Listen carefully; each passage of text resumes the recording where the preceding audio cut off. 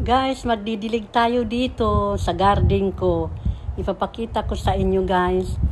Doon tayo pupunta sa garden ko guys. Doon tayo pupunta. Kaya kasi magdidilig tayo kaya kailangan kong pumunta doon. Ito muna guys ang ipapakita ko sa inyo. Ito yung okra ko guys. Okra ko yan, ayan o, yung okra. Aywan ko lang kung mabubuhay sila bago mag-winter. At ito yung pandilig ko, kinuha ko na. Doon guys tayo pupunta sa ano na yon. Yun, sa garden na yon ito.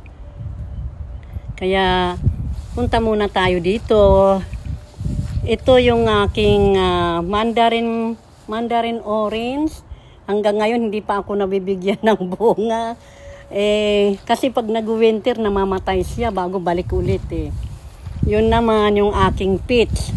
Peach naman ito yung peach na ano. Ito naman yung peach kong prutas. Ayan guys yung aking garden. Ipapakita ko sa inyo bago ako magdilig. Ipapakita ko sa inyo guys. Guys, ipapakita ko muna sa inyo itong garden ko. Yung mga tanim ko ito na mga pitsay. Ipapakita ko muna sa inyo bago ko diligan. Kaya ipapakita ko. Lahat ito pitsay at saka ano. Mayroon din akong watermelon at saka honeydew ulit. Tumubo ulit. Ito papakita ko guys sa inyo.